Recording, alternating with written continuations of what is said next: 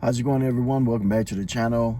This is Lawrence, your friendly aircraft neighborhood mechanic. I've been really busy lately, doing tests, taking classes, a lot of stuff. But that's good. That gave me more content that I can use later. Finally, I'm at a point where I'm all caught up, and I can go ahead and do some more videos. So, what I want to talk about today is part 5 of my origin story. So, after I graduated high school, I went to a college to become an aircraft mechanic. That school was called Spartan School of Aeronautics. That was in Tulsa, Oklahoma. And I went there for, a few years and got a couple of years, got some training. And actually, it was a few years. I got, I took other classes. I took, a bunch of classes towards my degree, so I ended up getting an associate's degree. So it took me a little longer, to get out of there. You don't necessarily have to have a degree to get a job with the airlines, but that's just something. Since I was there, I was just like, you know what, I might as well. It makes sense. Might as well just go ahead and do it while I'm there, knock it all out. But these days, I was trying to get everything I could, right?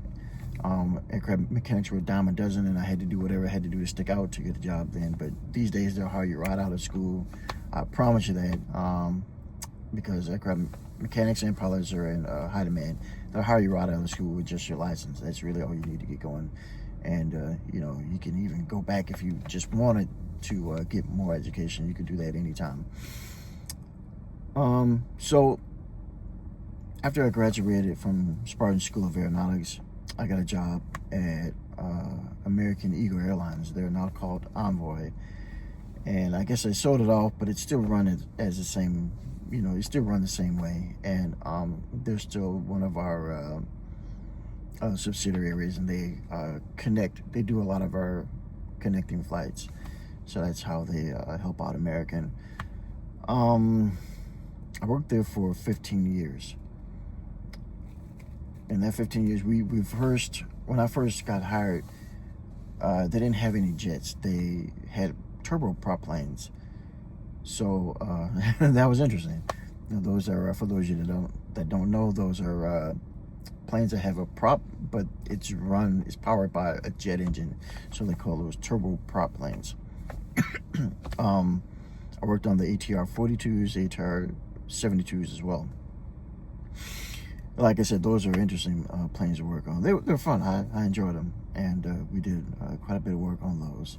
I worked on we did phase checks on them and everything. It was great.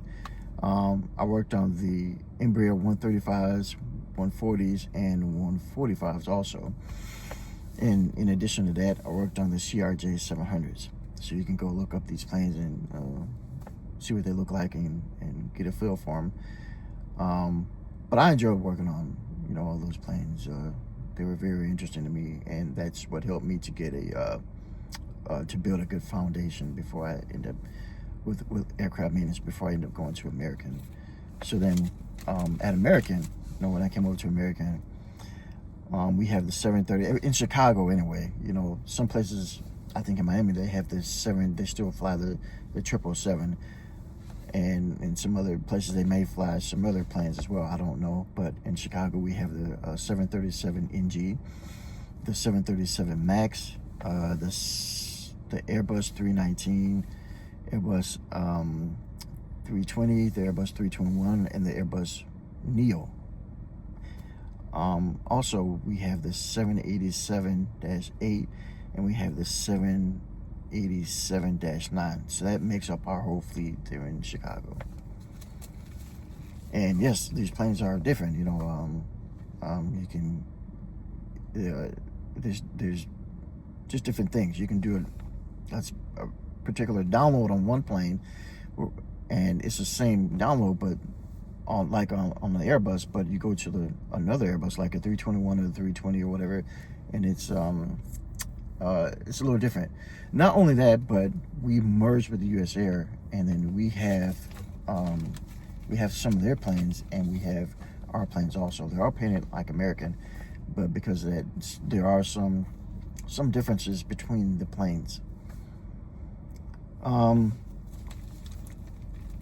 So my first year when I came to American, I got recruited into the American Airlines Educational Outreach Program, like as a guide. And so we would have schools come out, like colleges and high schools come out to American, and we would show the students, our facility. We would show them our planes. We show them how the planes work, how they operate. We would explain different things, on the plane. And it was a great program, and it got the kids, it brought awareness, aircraft awareness, to students that normally wouldn't have been exposed to that otherwise. Like if my grandfather hadn't have been in aviation, I wouldn't have been exposed to it at all.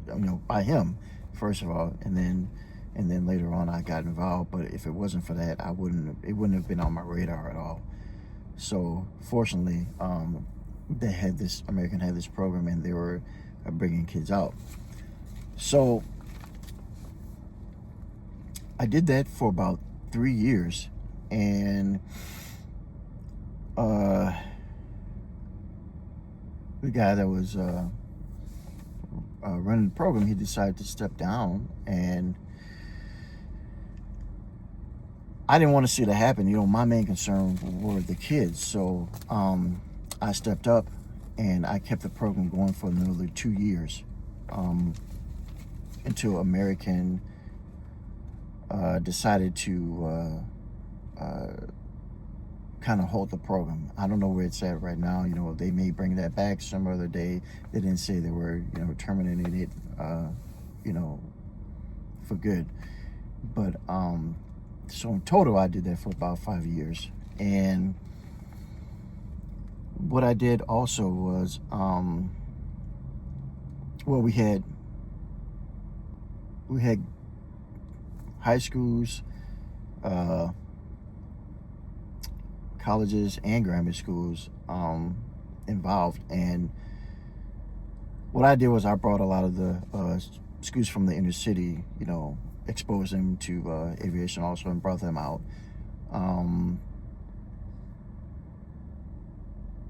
I did a lot of speaking engagements. I went out to colleges. I went out to high schools, and I went out to grammar schools even, believe it or not. I was out there with the little kids, and they were listening to me and learning about planes. So that was great. That was a great experience. And hopefully, even though they're little kids, hopefully later on, that will maybe have an impact on them. If they don't really know what they want to do with their life, maybe they can think back and go, oh, there was that guy out here that talked about airplanes, and that sounded like a good career. Maybe I'll do that, So you never know how you will affect someone's life. And I don't take it for granted that things just don't have an impact on people, because they do, whether you realize it or not, especially kids.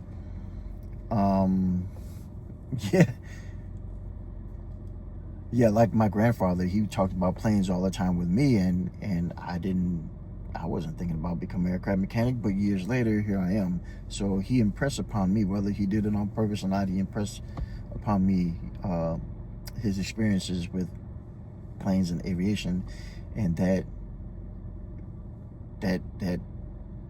made me become an aircraft mechanic.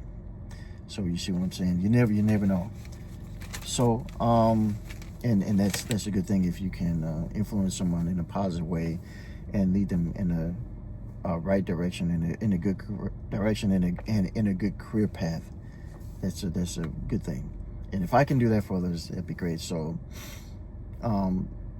we don't have the program anymore, but I have been working with people on an individual basis that are interested in becoming aircraft mechanics. Right now, there's a young lady out of high school, and she wants to become a pilot. So I've been working with her and trying to get her going with becoming a pilot, giving her, you know, different information in schools and stuff like that. So she's getting things together, and I have no doubt in my mind that she's going to end up becoming a pilot for the airlines.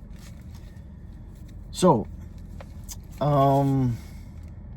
another thing is, you meet a lot of I've met a lot of interesting people doing these tours and stuff. One person that I met was Ji Ji Coleman, and she's the great niece, I think, of Bettsie Coleman, and Bettsie Coleman was the first black female pilot in the United States. And that was great meeting her. She also has a program called the Bessie Coleman Allstars. So that program, like, brought aviation awareness to a lot of the inner city kids also.